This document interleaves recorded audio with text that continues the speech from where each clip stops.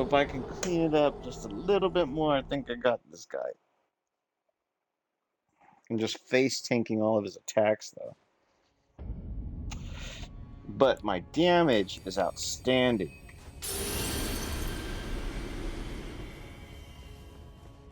It's straight up like, it's a good amount of damage. I think I know what I'm doing when it comes to builds, ladies and gentlemen. I can make some hard-hitting shit, I think.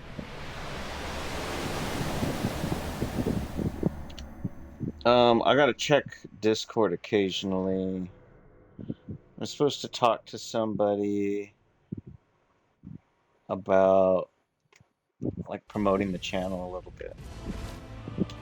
Oh, why did I do that?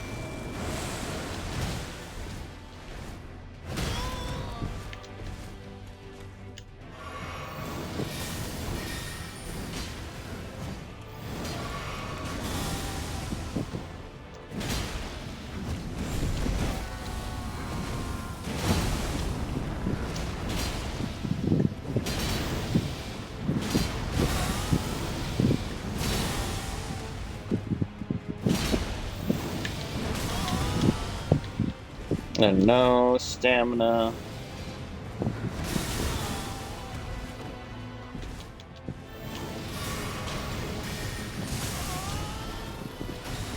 What's it chasing me?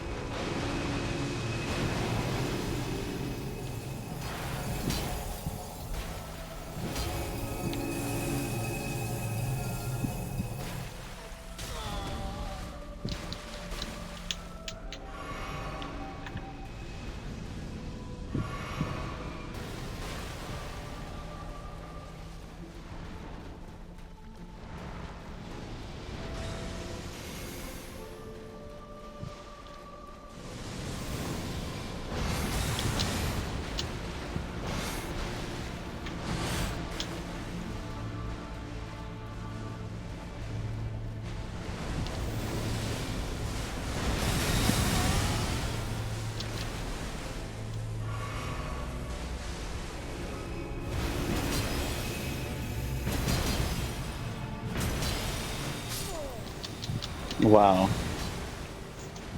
Where was my fucking mimic?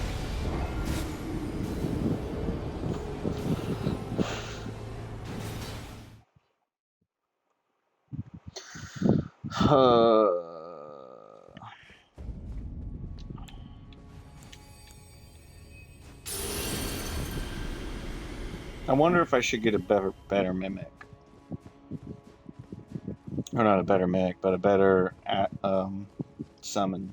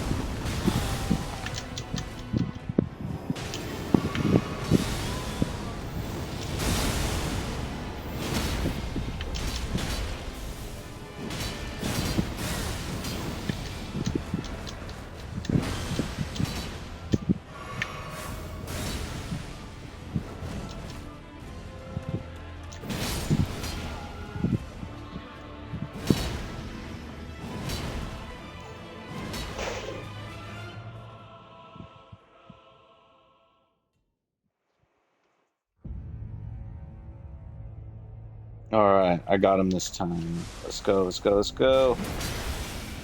Big hits, big hits. Clip his head. I missed it this time.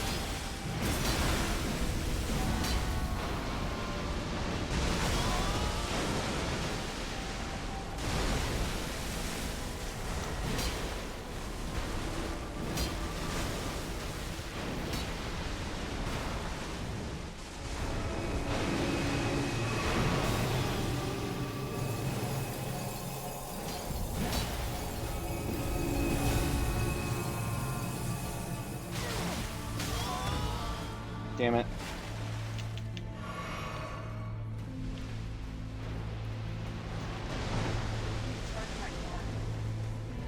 What's wrong with your car?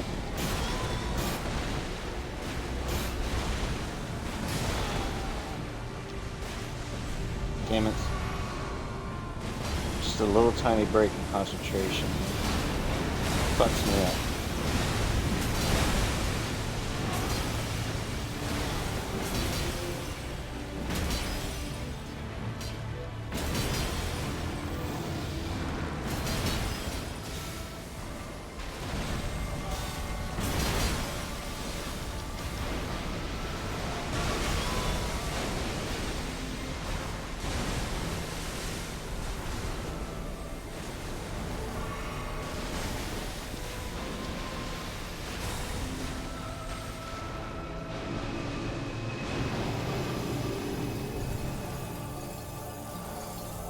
Still got 5. Damn it.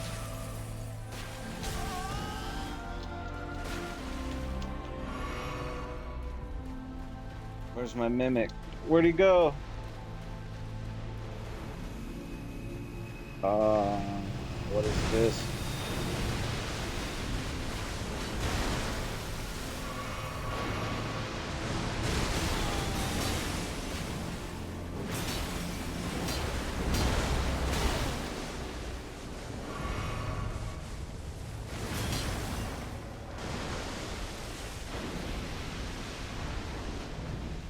I really need a ranged attack.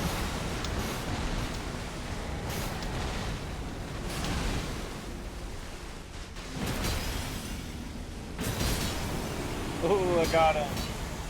Ooh.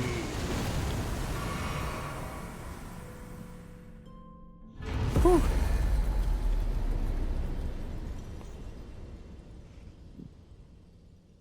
That was a tough one. I think that's all the big bosses. I don't know what I do now. What is this guy? I'm gonna get these. It's probably nothing. Probably should touch the site of grace.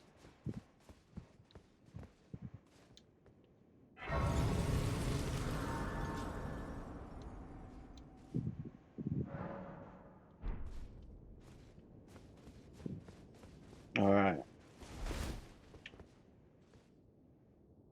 Become the Lord of Frenzied Flame.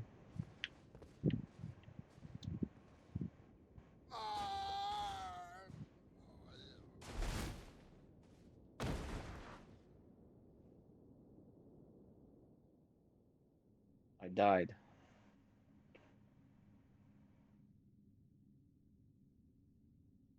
Damn, there's my armor. There's some of my hair.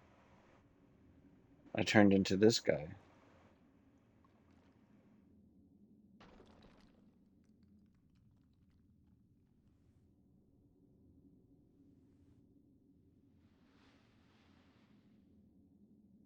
Oh wait, no, never mind.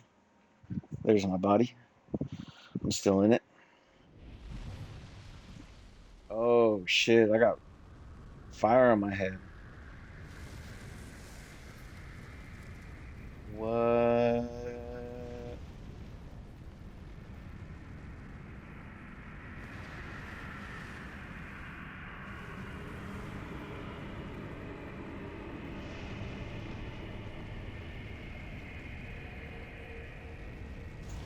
Crazy.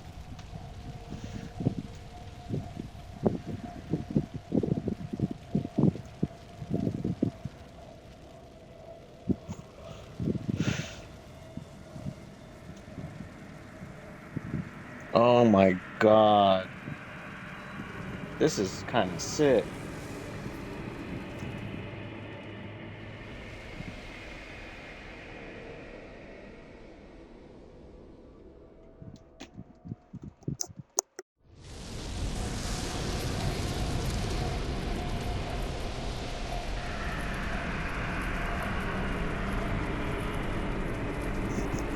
Wow.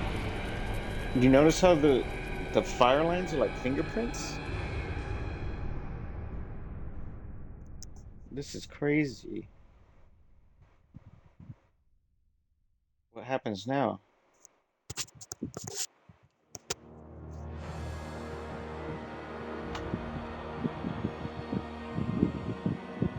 Rare achievement unlocked. Well, that's it, ladies and gentlemen. I guess I beat the game.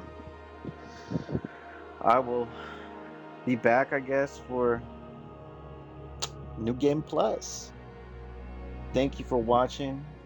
I'm not done streaming for the evening, but you watched me go through just about every step of this journey. It was pretty insane.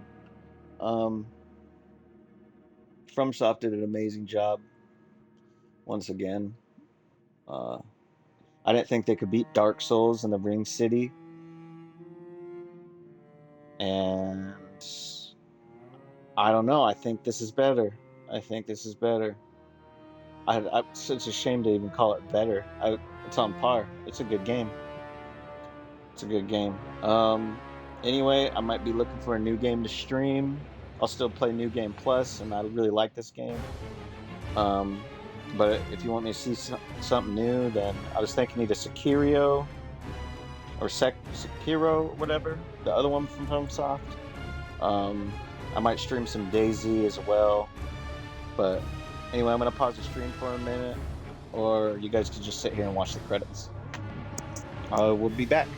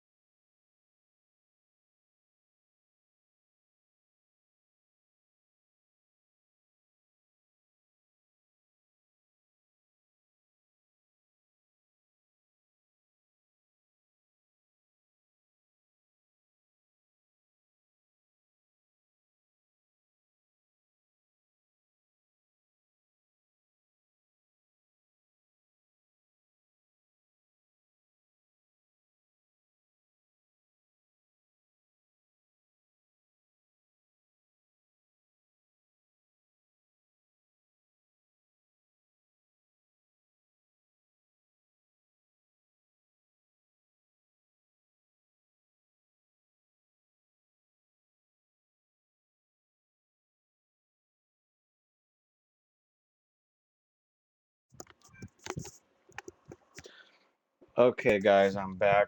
I'm not gonna start it right away. I'm gonna see what other cool things I can get out of this because I can talk to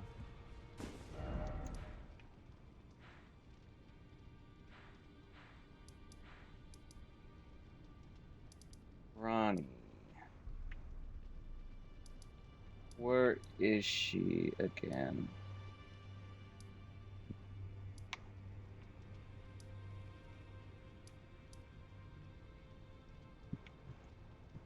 That's right, we met her here.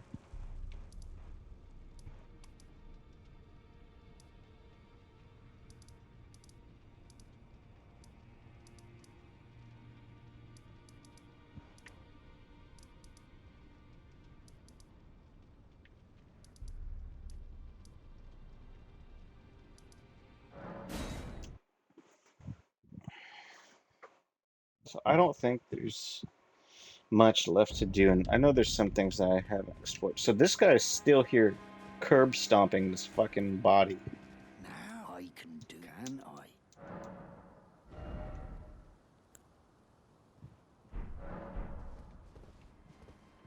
Now I Actually, can I? we want these.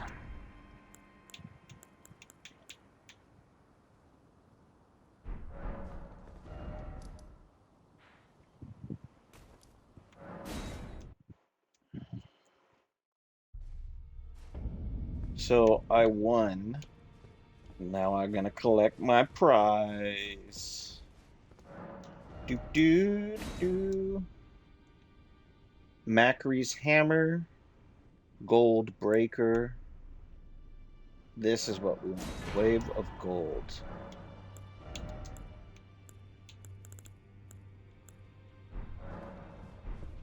And I think the rest of the runes we will just sit here and buy a bunch of these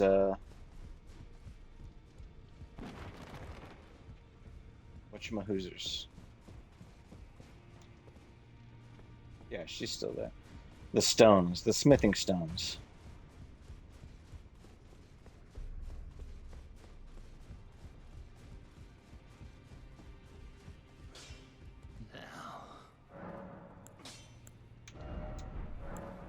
Okay, so this guy doesn't have any new dialogue for me. I see.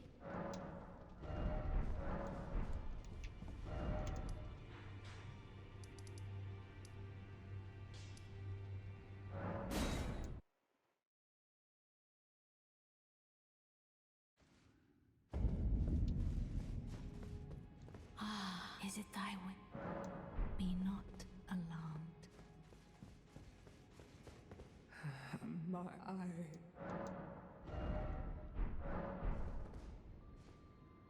That's so creepy. Poor Selena. Let's see. Where is Ronnie?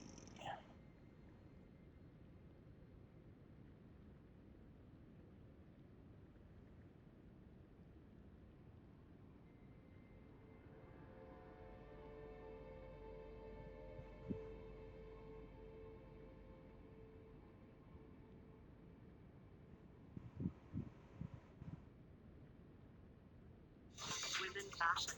Up to 90% off. Come and shop on Teddy now. Got a lot of hair.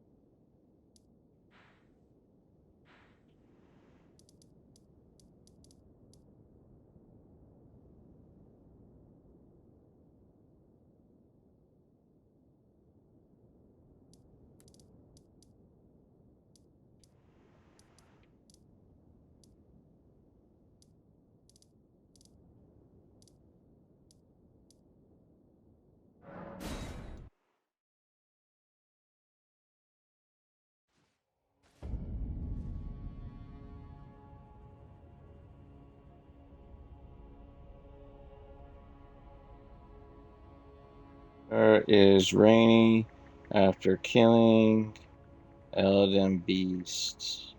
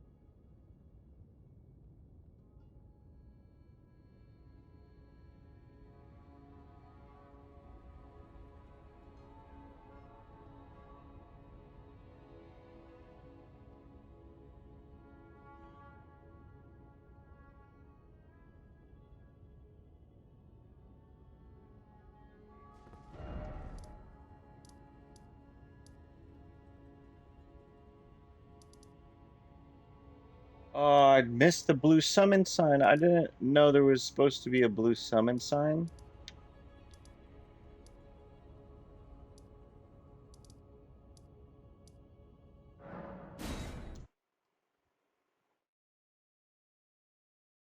Oh, I missed the fucking... I did the burn, right? So I can't do anything now. The game is done, huh?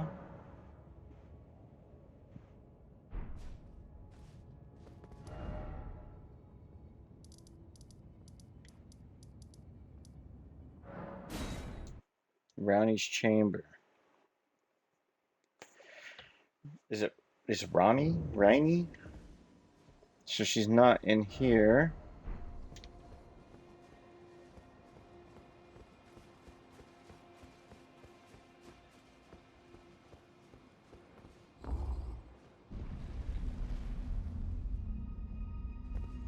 I wonder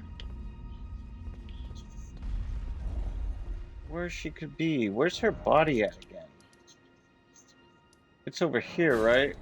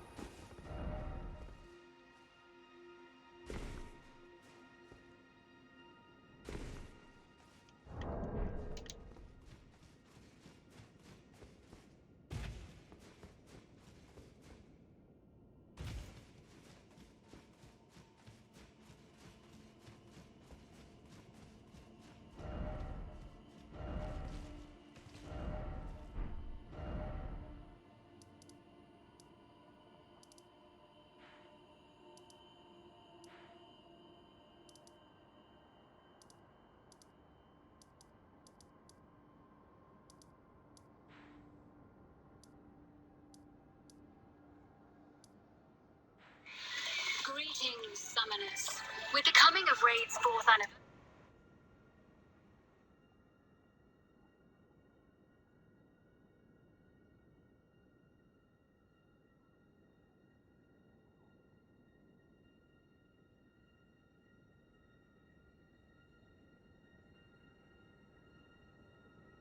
Hello. So, did you know that the second you kill the Elder Beast and Radagon, or Radagon and the Elder Beast, you get transported here, and it's like, oh no, I have to pick an ending now, and all the graces will have a dash through them, meaning you can't TP.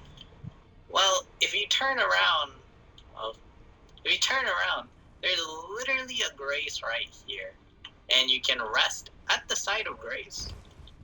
And bam, now you can actually teleport out. You don't actually have to do an ending right away. That way, you can go straight to the end, grab the Elder Beast OP farming weapon, and then go grab whatever ending you want. So yeah, just a little tip For those of you who don't know, I literally did not know this until now, and I am, I think, 180 hours in. I have 4 characters that already beat the game, and I didn't know about that. But yeah, I hope you enjoyed the video. Please remember to like and subscribe. So there's no way to get back there because since I already completed the game. So.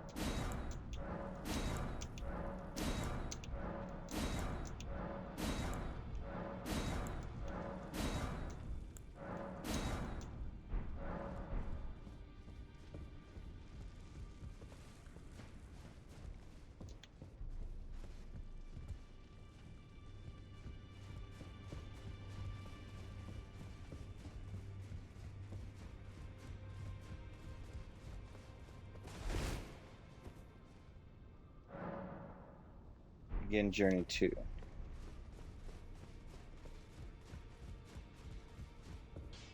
I see. Well, you know what I say? I say we just start doing Journey number 2. Like, I'm not realistically gonna find. Oh wait, there's that one boss with the swords. That's right. I didn't hit him yet. Boss with one sword made of a lot of swords. Elden Ring.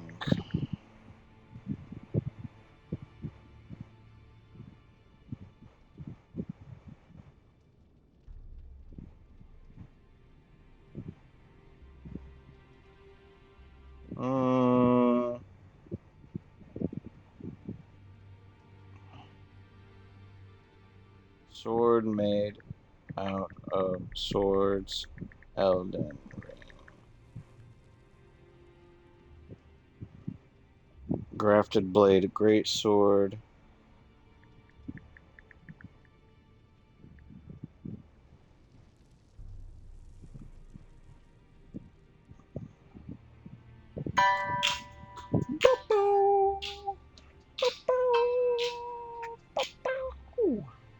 Visit your local Rite Aid today and get up to date on your immunizations. Schedule ahead or just walk in. You, are you an absolute Chad who loves using outrageously large swords? Would you say a sword that's too big to even be called a sword? More like a large hunk of iron? Well, my fellow cultured ultra great sword fan and guts wannabe, I have good news for you. We can get a very strong ultra great sword, now called colossal swords in this game, super early. The sword in question comes with a crazy ass reward that will buff you up, giving you even more health and stamina while you use it, as well as even poise. The base stats of the sword are solid and of course improve as you upgrade it. So, to say the least, this is a very good starting off colossal sword to get. So welcome back to Rage Gaming, my name is Solo, and this is how you get the Grafted Blade Great Sword. Alright, let's do our live location guide then. Now, as you can see, I am where you begin the game. As you come out of the tutorial, you're going to step outside of this stranded graveyard of the Cave of Knowledge, and you're going to be the first step.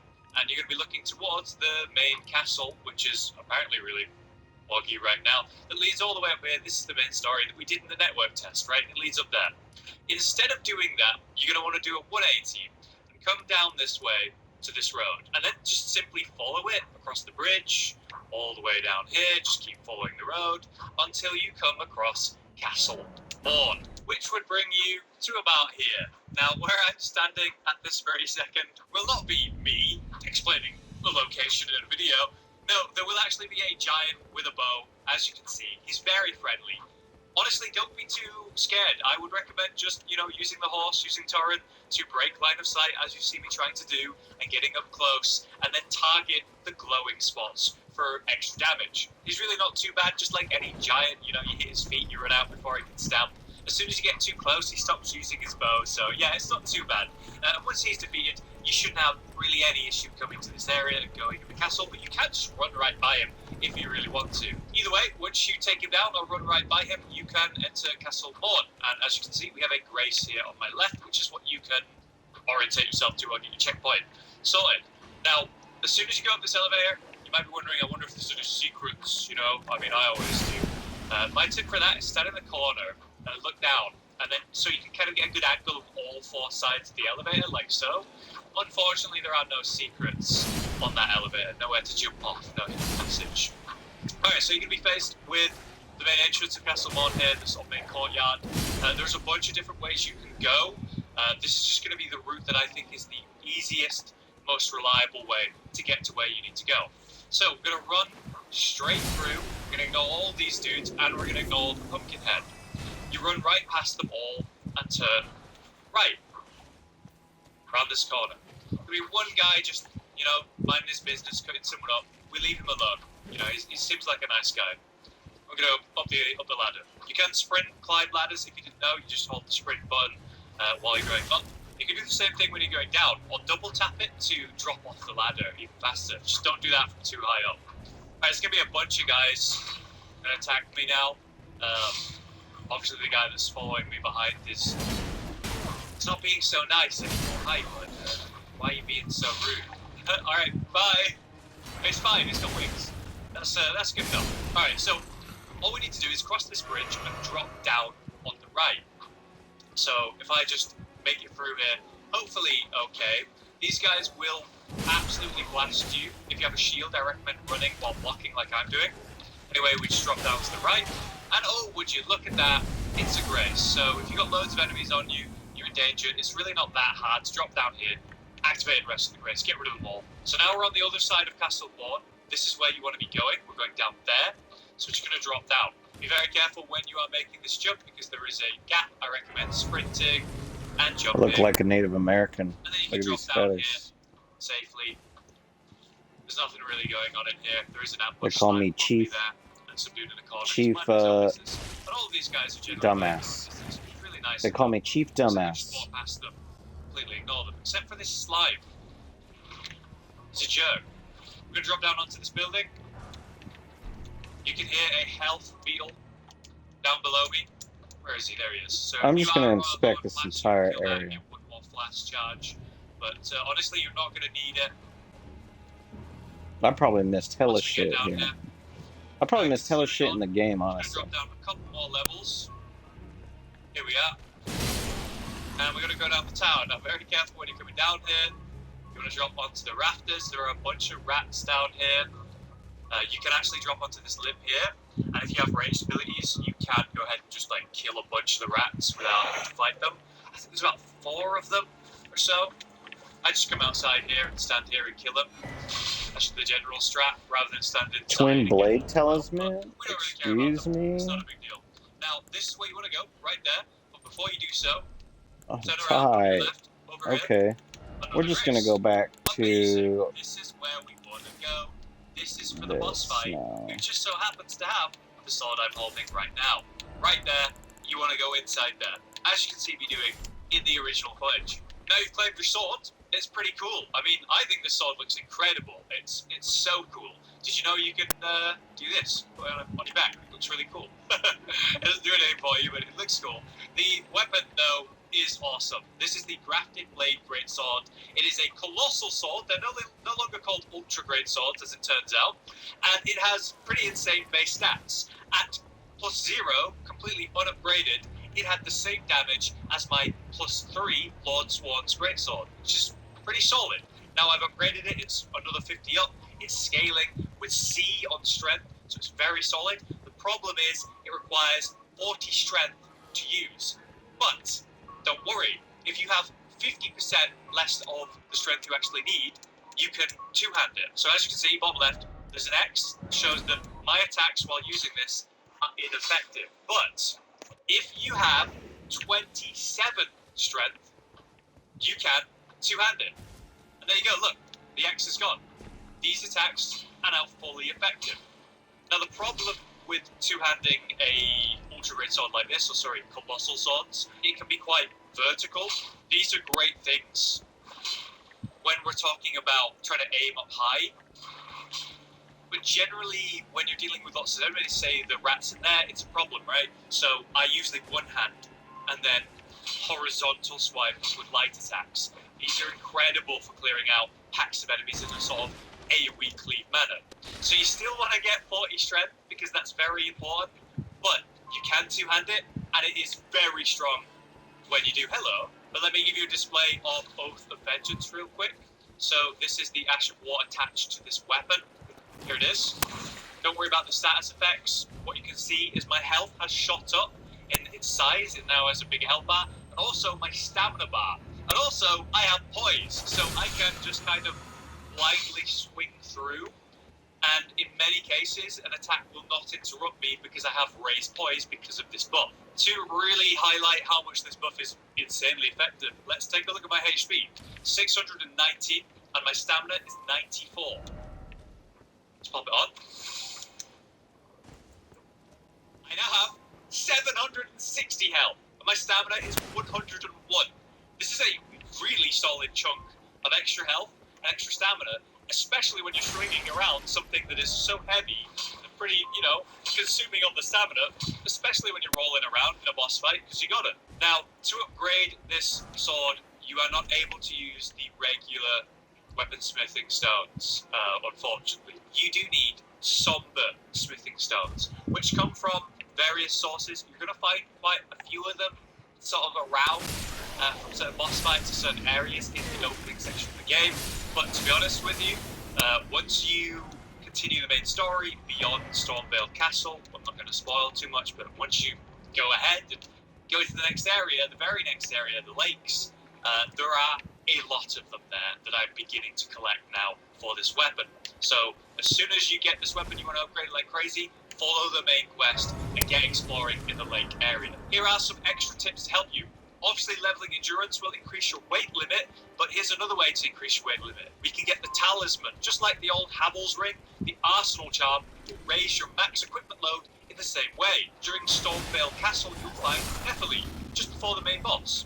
To find her, you just need to turn around from the main boss area before you go in, and then run past this giant. Down here on the left is a room with Nephilim, and she'll ask to join you for the boss fight. Even if you don't actually summon her or have her help you, she will still appear at the round table after you kill said boss. Speak with her here in the round table then to receive your arsenal charm, and that'll really help with how heavy your sword is. But that's my quick guide. I hope this was helpful. Please drop a like so I can actually continue to make more videos like this. But for now, I've been Hollow, you've been you. Thanks for watching.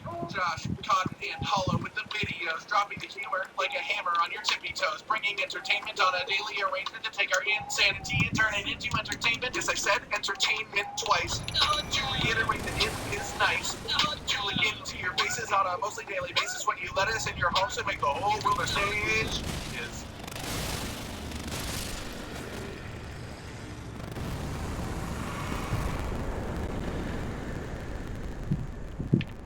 NZXT was kind enough to send over a new PC to me so I can continue streaming my amazing driving to you all. Whether you're an expert that wants to handpick every single part that goes to your PC, or if you're a beginner that just wants to select their budget and the games they want to play, NZXT can sort you out. NZXT, man.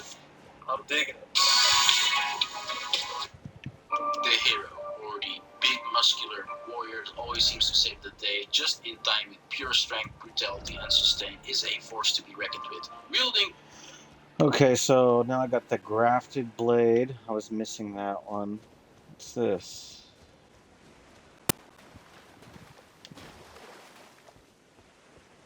Nothing.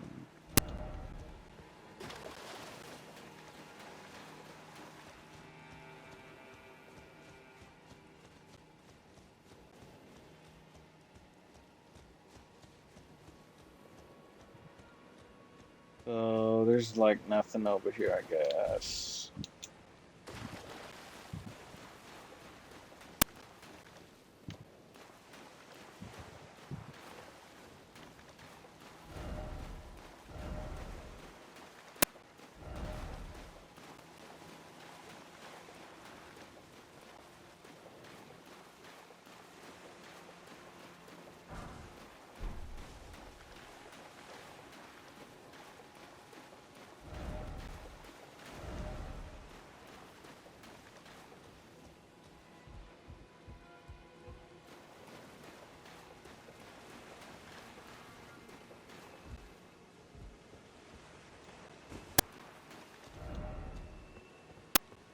Seek friend. Okay. Cute little jellyfish friends, huh? That's what we're going for. They're kind of cute. I snuggle with it until it stings me. Oh!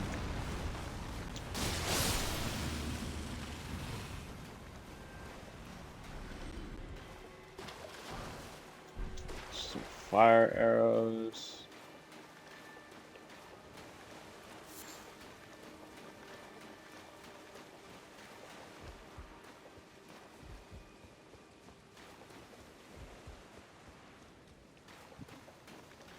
This way we have more area. Huh? This is crazy. Could this be a dog? That's funny. Death ahead. Jumping ahead. So no. Oh no! I lost my self-control.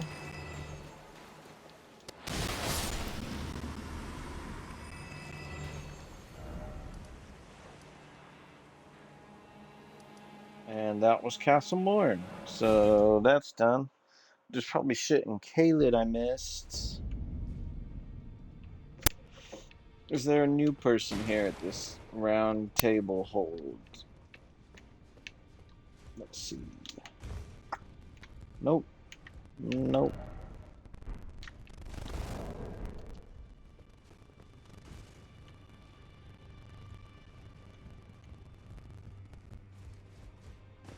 Everybody's gone. Other than a couple old people and a girlfriend who does spirit tuning, and I guess, I don't know, my weaponsmith, I guess? I don't know what he is.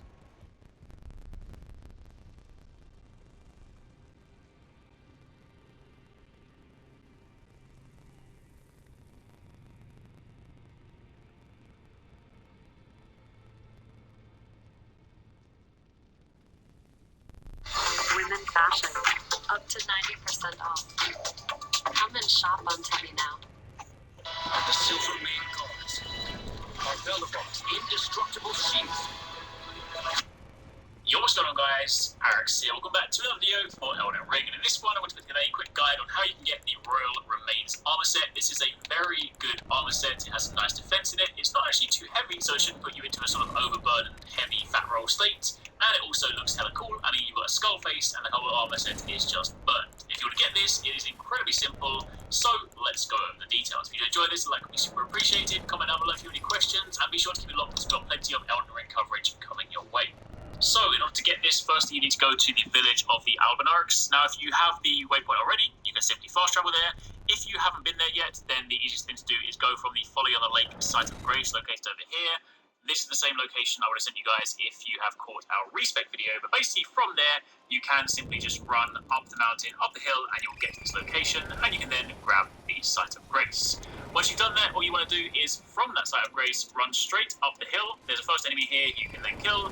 Then after that, there is a pot which you need to smash, and upon smashing that, you can then take out this enemy here who's hidden inside the pot, and you will get the Halingtree secret medallion right. I don't actually know whether you need to kill him, whether you could just like smash out the pot and then speak to him, but because I got a little bit overzealous and I basically hit the pot too many times, I already hit him when he basically came out, and he became aggressive, and then he didn't like me. Either way, he's dead now. I got the medallion. Once you got the medallion, all you need to do is go and fast travel to Round Table Hold. Now, you'll know Round Table Hold is normally a location that you cannot fight in. However, on this occasion, you return and things are much darker. the non-combat sign has disappeared, and you will then be invaded by Ensha of the Royal Remains. You then need to kill him, and upon defeating him, you will then be teleported back to the normal roundtable hold. And if you then go through the left doorway, you'll then remember there's a character that is typically leaning up against the wall, doesn't really say much to you. Now there is a collectible item, and you can basically grab his armor set, which is the Royal Remains helm, the armor, the gauntlets, and the greaves. With that being said, you now have a very nice armor set that also has the additional property that it slowly replenishes HP when your HP is reduced. So if you guys want a nice armor set you can use that is relatively easy to get hold of, and of course will provide you with some decent defenses, then consider grabbing this. If you guys want to grab an awesome weapon as well, make sure you check out this video for how to get the Moonveil Katana, a very nice weapon for the samurais out there, and of course be sure to keep it locked for plenty more Elden Ring coverage.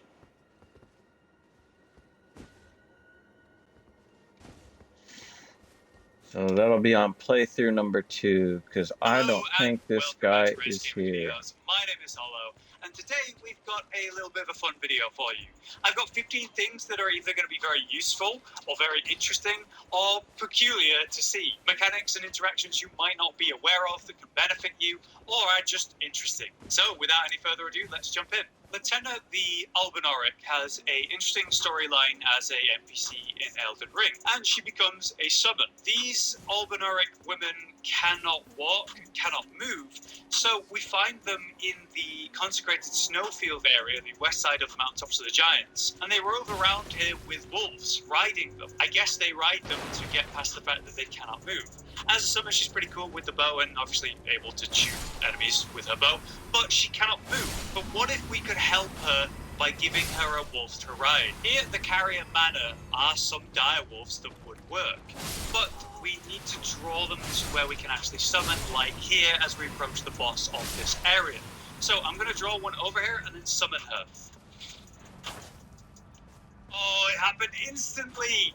Oh, hell yeah! Okay, so there you can see she is in fact riding the wolf. That's so cool. But they're fighting still. That's the thing. They are fighting one another. It's not her mount now. They're not allies, which is kind of lame. She's just shooting in the back of the head. This happens due to, I believe, an error with the coding or like the AI. These direwolves and these female albinaurics, the females will ride the wolves. And when you dismount them by doing damage, they will remount after a period. And that's what we're seeing there with that clippy animation. It is happening, that remount that's meant to happen with enemy AI. So she's getting a mount, but it's still an enemy, so she's still going to kill it, which is a damn shame. But a really cool and unique interaction you might not have known about. The Lazuli Glintstone Sword is an interesting weapon because it comes with the Glintstone Pebble Ash of War. I've even made a whole video about this. It's an incredible Ash of War where you throw a little magic pebble, and you can follow it with an R2 and do big damage. It can do a lot of damage, and I was doing PvP with that, but unfortunately we found that running the Ash of War in scaling on the weapon was just better damage overall than using this sword, which is a shame because it's a really cool looking sword and obviously very effective Ash of War. As you can see,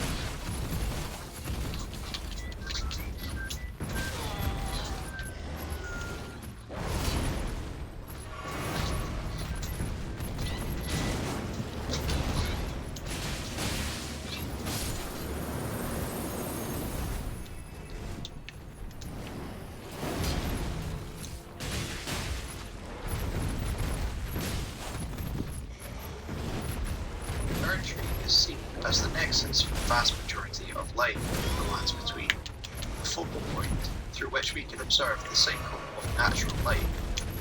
There are, however, some exceptions, outcasts to the current order.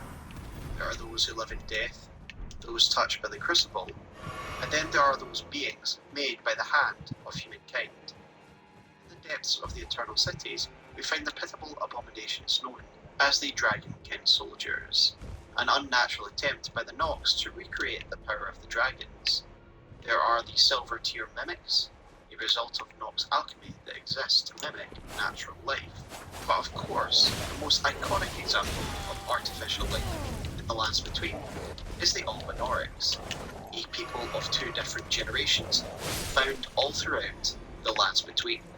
The Albinaurics are a fascinating case in the lore, not only because of their artificial nature, but because of the widespread persecution that they face from a myriad of different factions.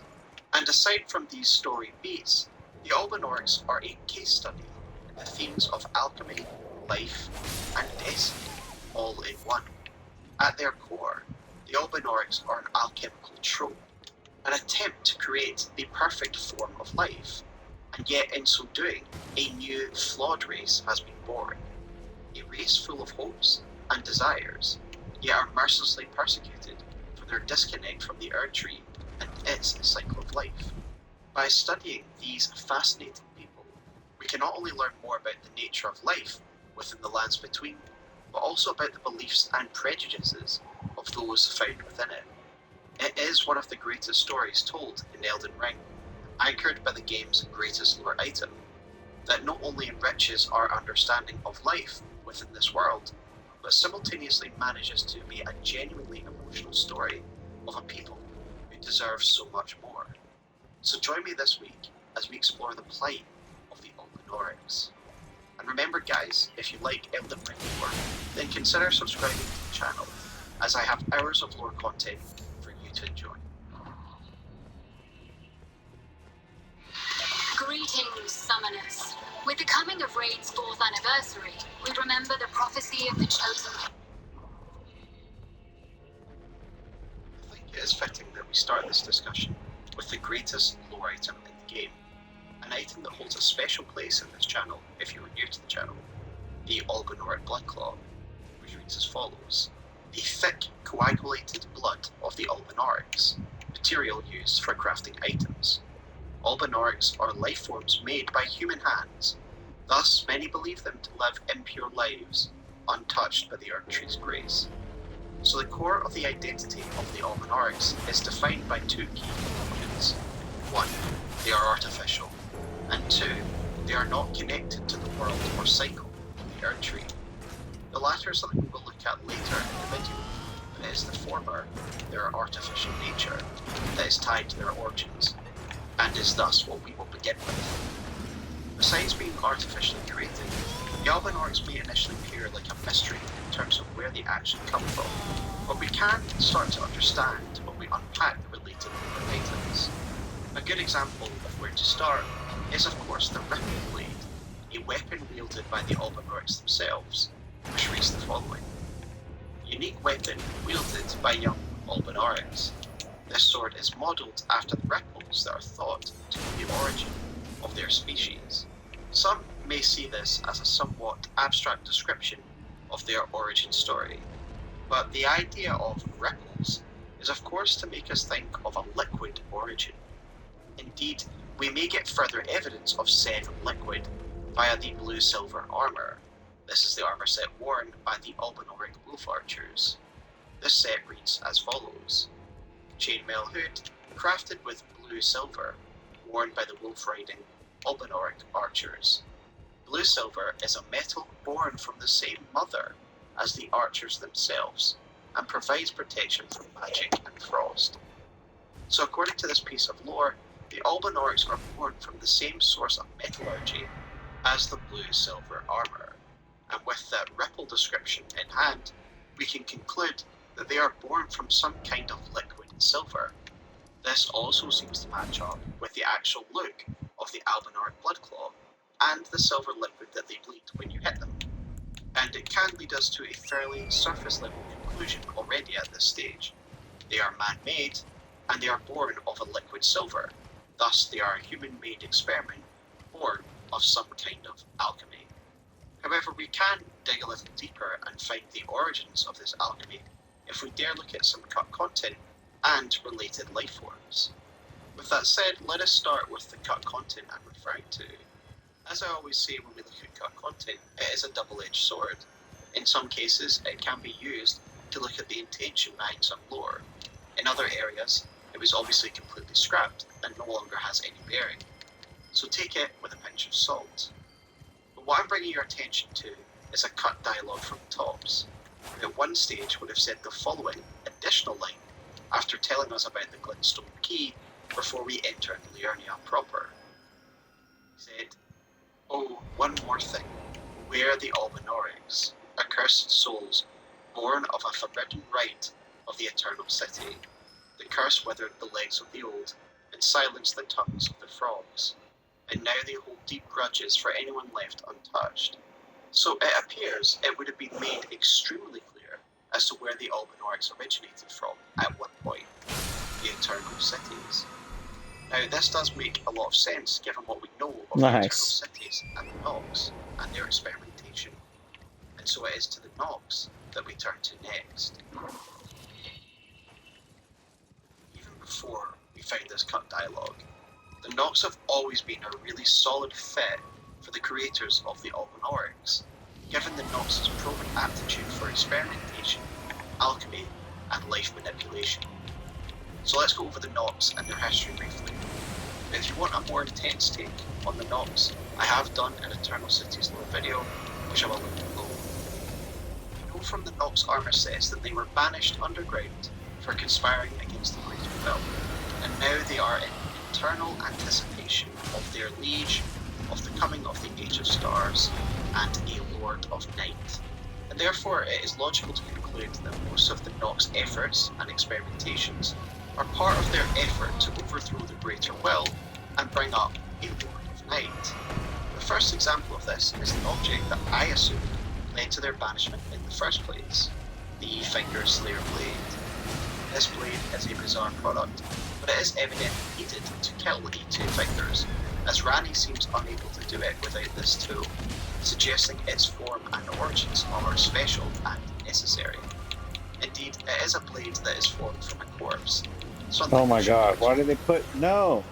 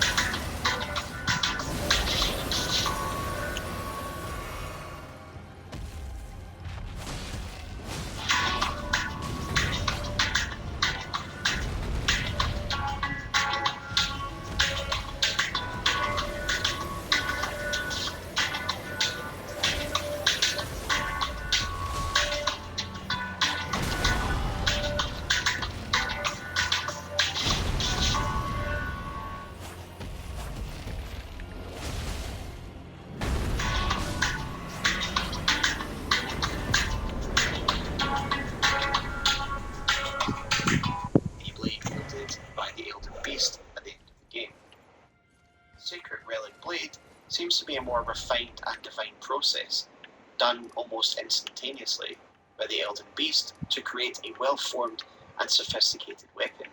This is of course in stark contrast to the appearance of the gross and malformed Finger Slayer blade, which leads me to conclude that this is a perversion of the same process utilised by the Elden Beast.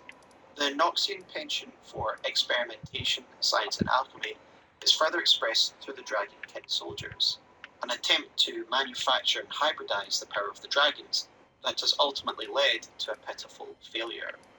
So it is clear that the Nox are no strangers to life manipulation via science, and this can be further explored via their work on puppetry that introduces us.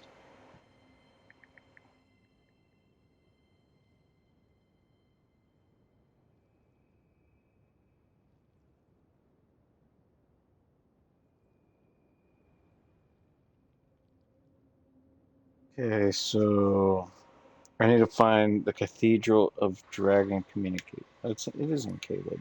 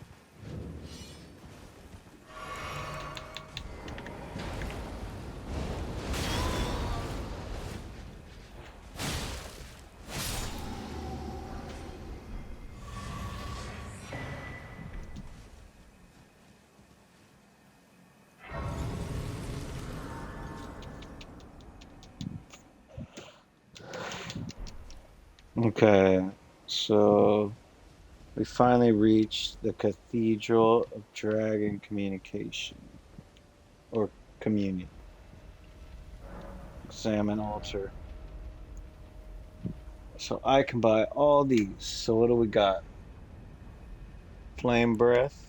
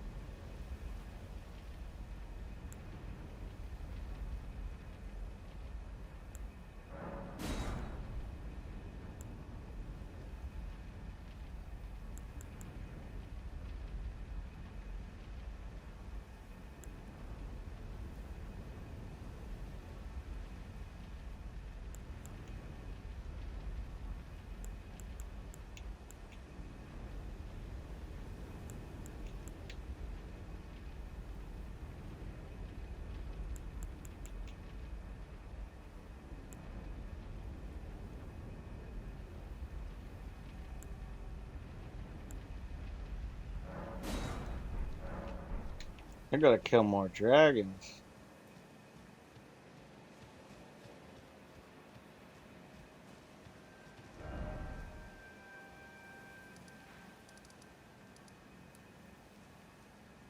I know there's more dragons somewhere. Where was that big fucking dragon? Did I already get him?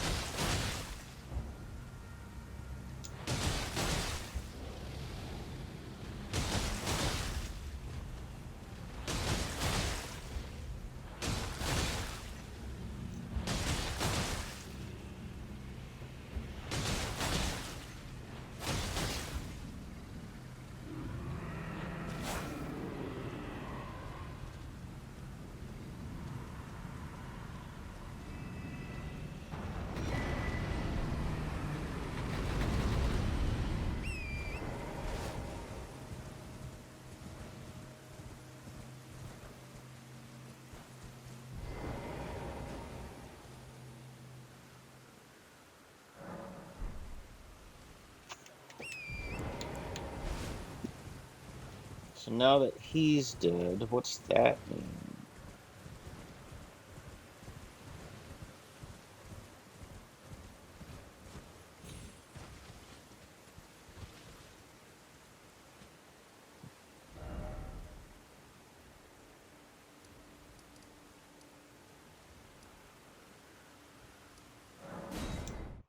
There's a portal here?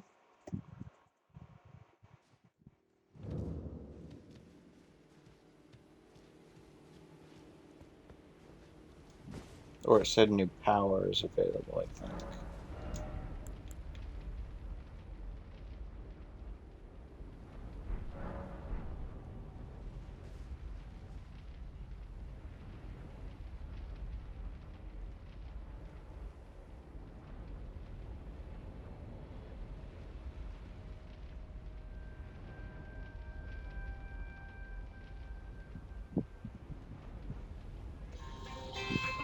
meet you. I'm Natasha, an underworld doctor. Feeling sick?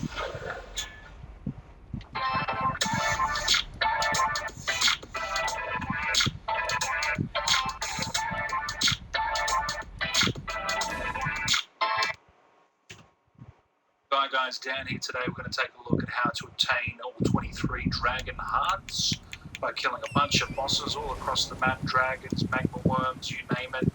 Make sure you leveled up a bit for this one.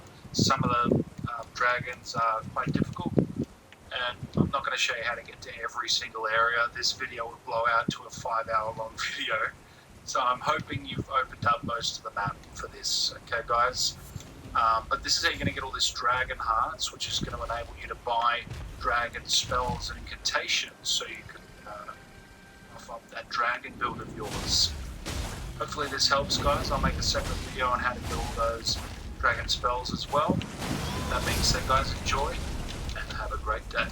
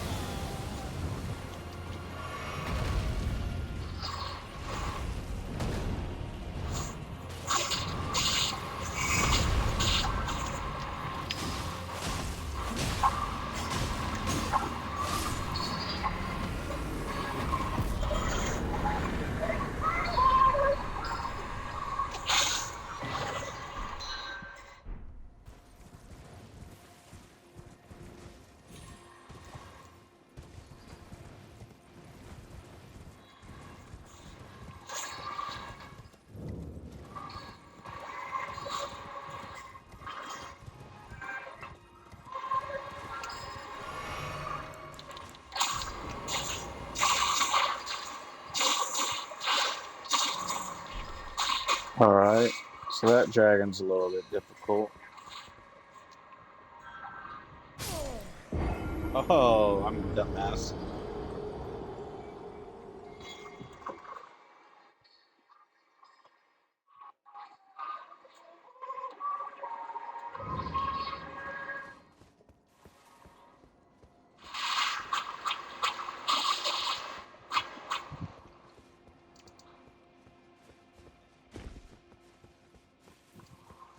Here they are. Why would they be way the fuck over here?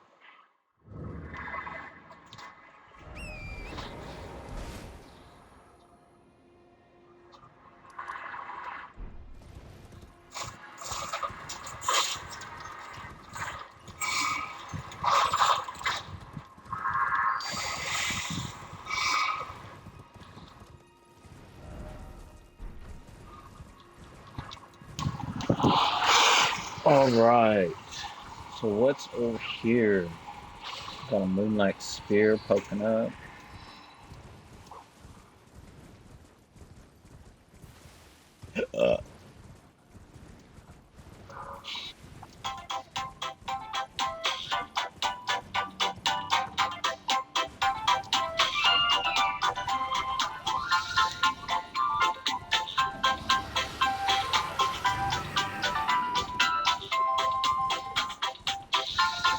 There's more dragons here.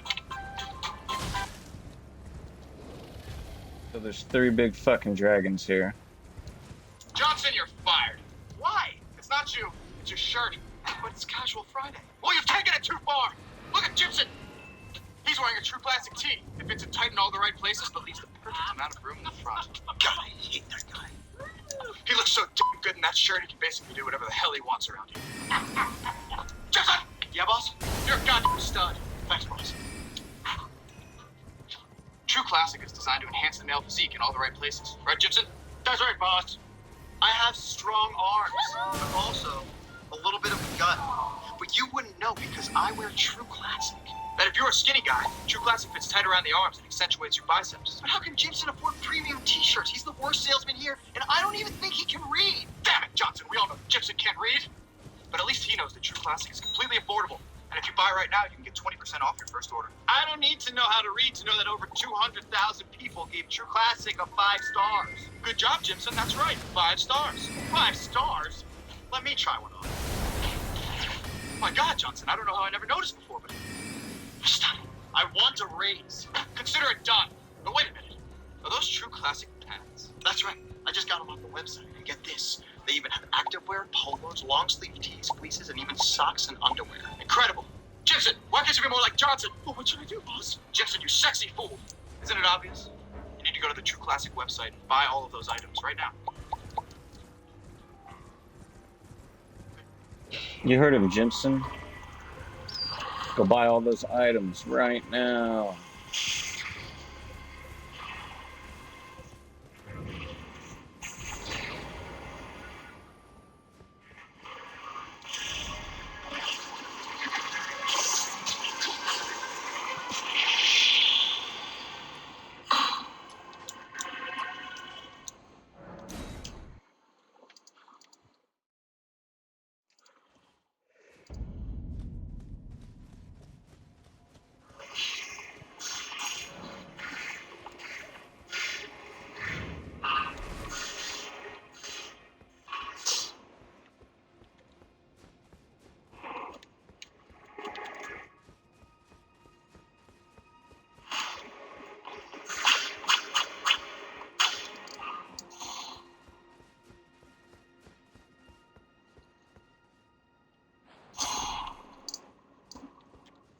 Got lucky there.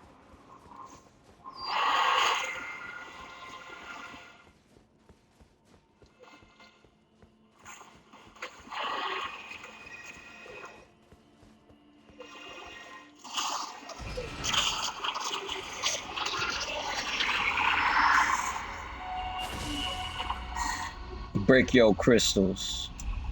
Fuck yo crystal. It's my attempt at being gangsta.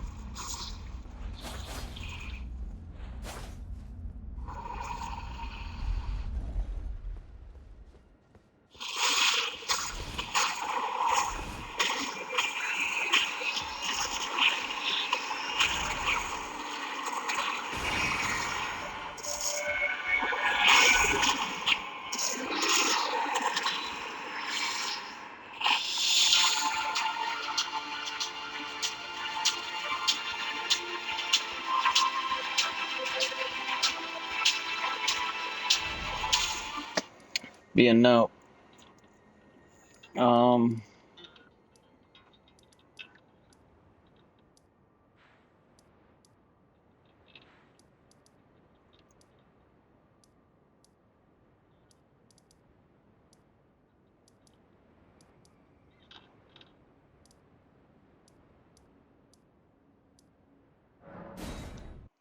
Church of Vows. Greetings, summoners. With the coming of Raid's 4th anniversary, we remember the prophecy of the chosen.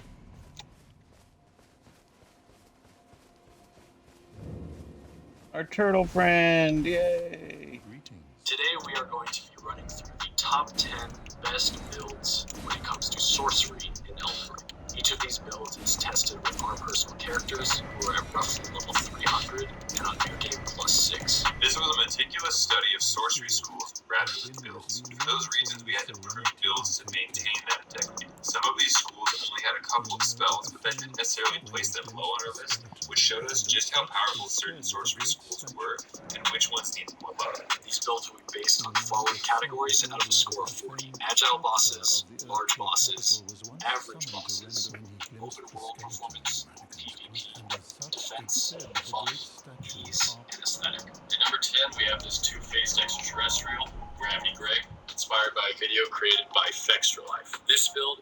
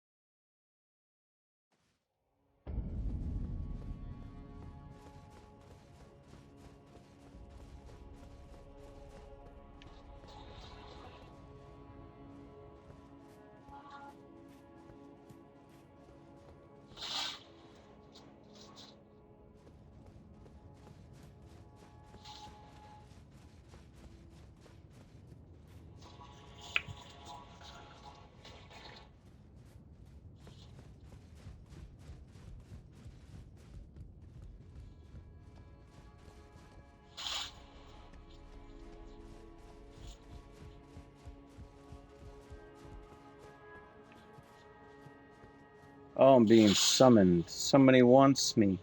Who wants me? I already got that bow.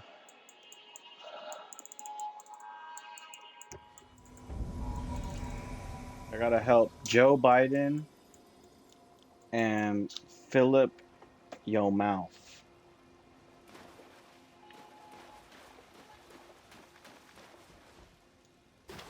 Oh, Joe Biden invaded us. That's funny.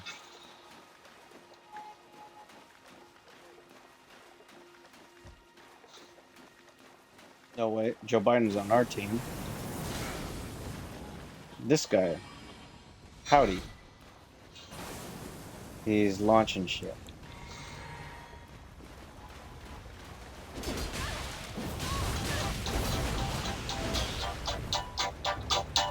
Whee! Come on, man.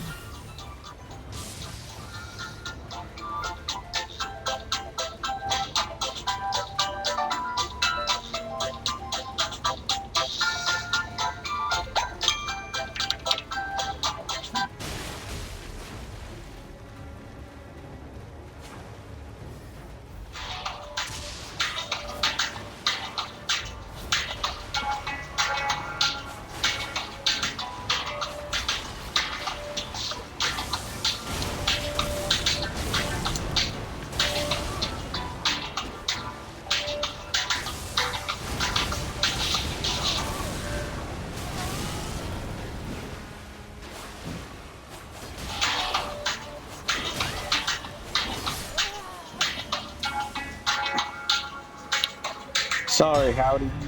This is a good day.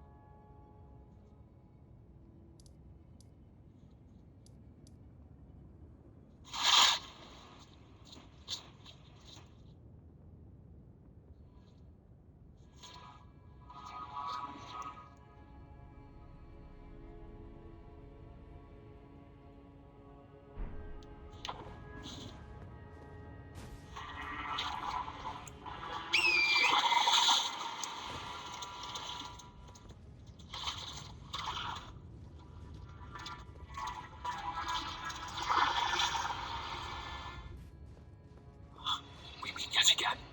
Thanks to you, I have become acquainted with the noble Gold Mask himself, and taken my place by his side, as you can see. Have no fear. I will still teach you incantations as before, though we must do so quietly, such that we not disturb the Great Master's cogitation. The Master is always deep in contemplation, while I frantically attempt to record his wisdom, the movement of his finger, and though I am yet to comprehend even the daintiest morsel of his wisdom, I know that this is my life's calling. The Golden Order has bestowed me, talentless as I am, the great duty of documentarian.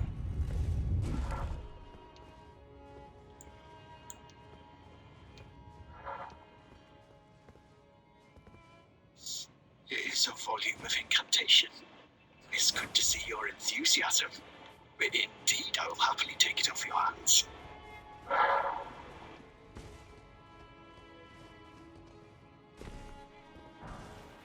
Golden Order shine through you.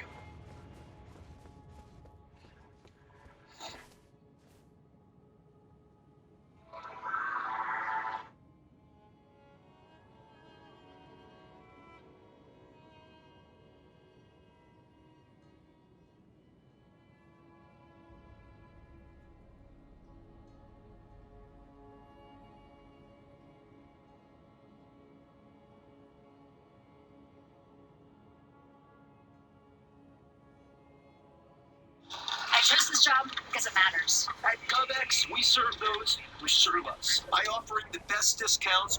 Good morning, good afternoon, and good evening. Wherever you are and whatever you're doing, I hope you're having a fantastic day.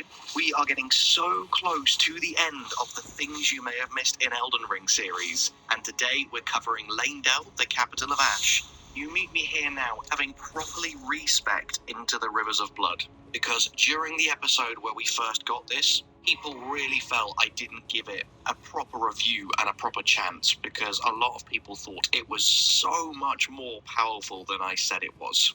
People did point out that I was spec'd into intellect at the time, but I just want to clarify that even though that was my stats at the time, that's not when I tried out the Rivers of Blood. I did respec into Arcane before I tested it, but as you can see from my stats here, I've spec'd even more heavily into it now, with 60 Arcane, 75 Dex, and also the Shard of Alexander so that the Corpse Pilot is even stronger. Let's go and get it to +10 and finish the game with the Rivers of Blood. I meet you now here in the capital of Ash, just west of the site of grace that you spawn in at.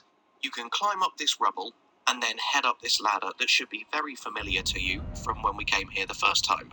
Up here in the second room that we come to, you'll see there is no longer a site of grace here. So should you die, there is a little bit of a longer run back than the first time we were here. Also, there are no new items at this point, so you'll see the golden seed tree has already been looted. Once you defeat them 2 enemies at the tree, I've skipped ahead here and gone and checked out another area for you, where we found Brother Curran and Gold Mask the first time we were here, along with the 2 Grave Warden duelists. There's nothing new, no items, so come back down the stairs, and you can jump off the ledge to the left here to the sand pit below. If you recall, this is the area where we went into the alternate version of the Round Table Hold previously. Now that we're in here, we can swing round and grab a somber ancient dragon smithing stone, and also attempt to take out this gargoyle. It's at this point that I realise that as strong as this build makes me, it also makes me incredibly squishy. So I'm going to change up the build and we'll come back and revisit this guy later. For now, once I've respawned, I'm going to head towards the southwest, and this time start heading up these stairs instead. You'll see the bridge down there off to the right where we were previously, so you can just double back on yourself and come up here with me. And as we're coming up this lift, I'll show you my new build. I've now swapped out a few of the talismans, which has lowered my stats significantly, but also made me incredibly more resilient, with the Dragon Crest Great Shield talisman and the Haligdrake talisman +2. That primarily is for the Elden Beast boss fight, and a few other enemies in the area that deal holy damage. We've also still got the Shard of Alexander to greatly increase the attack power of the Corpse Piler, and the Rotten Winged Sword Insignia for even more damage. Then I've equipped Malekith's set, because it has incredibly good resistances for its weight, and of course the Silver Tier Mask for the +8 to Arcane. Now that we're at the top of the lift, we'll head into this room, and we'll be faced with Sir Gideon Ofnir, the All-Knowing. If you get the jump on him, this is one of the easiest fights in the game. However, if you let him start attacking, he is insanely powerful. So, 2 combos of Corpse Pilot, and he has been absolutely destroyed. But I've seen this guy cause a hell of a lot of trouble to many people. So, be very careful if you don't kill him in the first few seconds. Don't let this fool you and trick you into thinking that he's not incredibly powerful. We'll also be rewarded with his scepter and his armor set. So now we can light the Site of Grace and rest here at the Erdtree Sanctuary before we move into the next part of the video. Now that we've beaten a main boss and I'm reinvigorated and less salty from the first time the gargoyle killed us, we'll come back and try and take him out again. I'm quite impressed with myself that I haven't died, because you'll see my souls are still there on the floor, and there's been a fair bit of exploration and combat up to this point off camera. So we'll grab our souls back and start to take him out. And I'm incredibly happy because I'm only doing a smidge less damage than I was before, but I'm now so much more resilient that even when I fumble and take the full brunt of a few of his combos, I can still survive and get back up again. Because he is insanely resistant to both bleed and physical, being made of stone, Corpse Pilot isn't the most effective attack, but he does eventually go down. And we're rewarded with 8k runes and literally nothing else. So, honestly, all you need to do in this area is grab the Somber Ancient Dragon Smithing Stone. Don't bother coming back and killing him, it's really not worth it. I'm also just going to go and check this corner of the room, but as suspected, there are no new items. So we'll head back to the Erdtree Sanctuary and on to the next part of the video. Now we'll head out the Sanctuary towards the east and start climbing up the branch to take us to the upper level of the building, just like we did the first time we were here. Keep heading out, and this time, luckily, there's no Black Knife Assassin waiting for us, so we're free to run into the next room, where we can light the Site of Grace and grab the Erdtree Heal. Now I'm going to rest up at the Site of Grace and show you a few more things before we move into the next boss. The next thing we're going to do is teleport to the Forbidden Lands Site of Grace and start making our way back to the capital. So pull the lever to bring down the giant lift if you need to, take it all the way to the top and start running back towards the capital. I also decide to put on the Royal Knight set at this point. I'm not sure why, because it looks ridiculous. I think it's because it gives me slightly more stats for the weight cost, so it just makes me that little bit more efficient in regards to damage resistance. On the way there, I'm also going to take out the knights and the soldiers, because now that it's powerful, the corpse pilot is crazy fun. So that knight gets obliterated, as does the great bro wielding knight here, who very kindly provides me with his great bro when he dies. Be careful not to fall down, make sure you summon this next lift up to you, then we'll follow it down, and as you step out here and look over the edge of the balcony, you will see, and most likely aggro, Putrid Tree Spirit. We're going to ignore him and sprint around the edge of this area, towards this big tree trunk sticking out of the ground. As you're on your way, another one will spawn. 2 Putrid Tree Spirits. Just ignore them and run for your life. This is not a fight I advise anyone take. When you get here, you'll be able to grab yourself the Erd Tree's Favour +2, which dramatically increases your health, your stamina, and your equip load. This is an awesome talisman, and as you grab it, a 3rd Putrid Tree Spirit will spawn. There's 3 of them! This is ridiculous! I'm really curious if anyone knows if these guys drop anything, because I am not fighting that, ever. Fuck that. So we will swiftly remove ourselves from the situation, and I'll meet you back at the Queen's bedchamber. You meet me now just at the top of the stairs, buffing myself up, preparing for a very tough boss fight. We're going to enter in and be faced with Godfrey, the first Elden Lord. This guy is just so incredibly strong. He is a really, really, really good example of a very challenging but very fair boss fight. Just one humanoid versus another humanoid. Once you learn his patterns and learn his moves, it becomes a manageable, yet still very challenging fight that feels fair. I honestly absolutely adore this boss fight. So I'm going to give you a super quick montage of me dying again, and again, and again. So I should do montages of me dying a lot, huh? And then I will try and leave in the majority of the attempt where I do finally beat him, because I'm really, really impressed with myself that I didn't resort to summons, spirit ashes, spells, literally just me and my sword versus him and his axe. And I am so proud of myself that I did this fight. And of course, as you'll have seen throughout a couple of the deaths, he does also have a second phase where he basically absorbs Serosh, his lion regent, who was actually there to suppress his ceaseless lust for battle. Now the full rage of Horalu has been unleashed, and he's now going to fight you at his full bloodlust-fueled strength. This is where the fight becomes absolutely carnage. His attacks are so quick that I can never find an opening to heal up if he does manage to hit me. And the amount of delayed attacks he has, his huge ground slams that spawn a bloody exploding earthquake beneath your feet, and all of the grabs, if I didn't mention already, the amount of grab attacks this guy has as well. But finally, we take him down, and we're rewarded with the remembrance of Horalu and 300,000 souls. So let me just stand here for a minute in the pose of the Golden Order totality and just soak in the immensity of what we've just done. Oh, what a fight. Now we can rest up and prepare ourselves for the last couple of bits of Lanedale, the capital of Ash, and the Elden Throne. I actually thought I recalled needing to wrap up one more thing as I was recording the video, but no, apparently we are just going straight into the next boss fight. And I end up having one of the cleanest Radagon of the Golden Order boss fights I've ever had in my life here.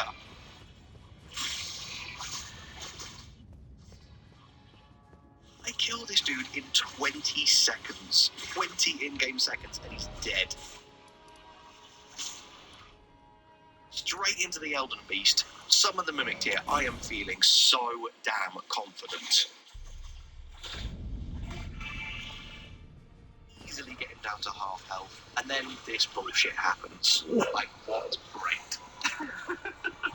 So, you meet me back here now, halfway through attempt number 2, and this attempt is going equally as well. Honestly, I found this so much easier than Godfrey and Horalu.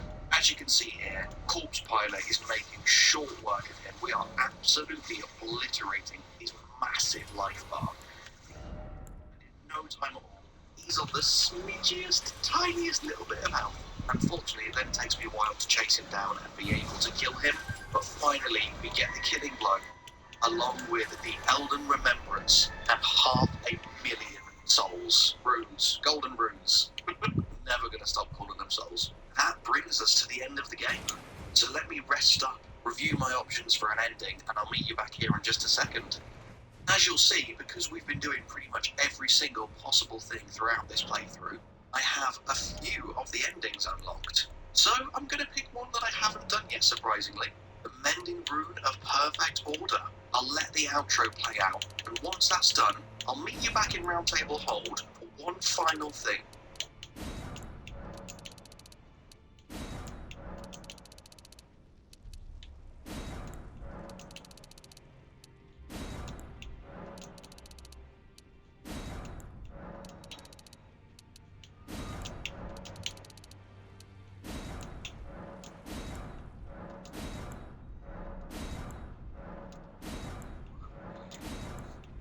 Tell a story. Tarnished.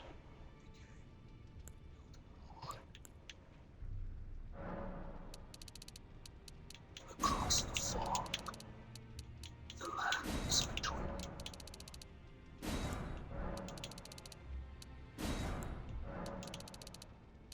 Our seed will look back upon us and recall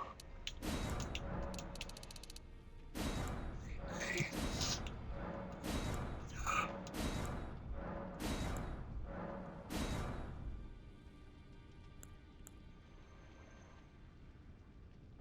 Meet you here at Enya, ready to use the Elden Remembrance to purchase the Sacred Relic Sword. This sword is absolutely god tier. I cannot recommend this enough. It is insane, and it will trivialize New Game Plus. Buy this and respec your build just to try it out. You will not be disappointed by its Ash of War. With that, I'll demo it and show you a few other things in one final Things You Missed video, along with wrapping up a few NPC quest lines that we haven't done yet, such as Kenneth Height and Nefeli Lu. And there will be another addition to the Things You Missed series coming in the near future, where we cover all of Rani's questline, because I missed that during this playthrough. And then, wait, there's more. There's more. We will hopefully be continuing the Things You Missed series when the Elden Ring DLC is released. Hopefully in the next 4 months or so, is what I've heard. So, fingers crossed. And as we are nearly at the end of the Things You Missed series, what else would you like to see? I'm diving into the top 10s as well. We're doing the armor sets, we're doing the weapons, we're doing the skills.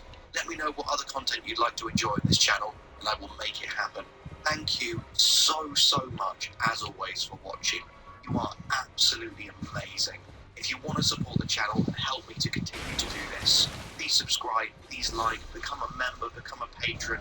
Anything you want to do, anything you can do to help the channel is tremendously appreciated, and I love you so much for it. I don't know what to do now. Have an amazing day, and I'll see you in the next one. Bye-bye. I think, oh yeah. I gotta go to this. So I didn't get all the Death Root, and I didn't get all the Dragon Communions. There's a lot of stuff I still can do. But I kind of want to get started on my second playthrough. With the price of just about everything inflating these days, you may wonder why Mint is deflating the price of Mint Unlimited from $30 a month to just $15 a month.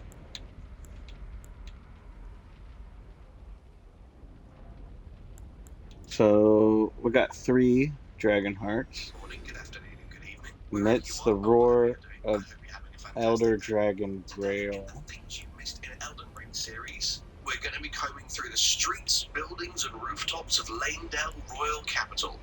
This is an enormous area with so many incredibly good missable items, so this is probably going to be a huge video.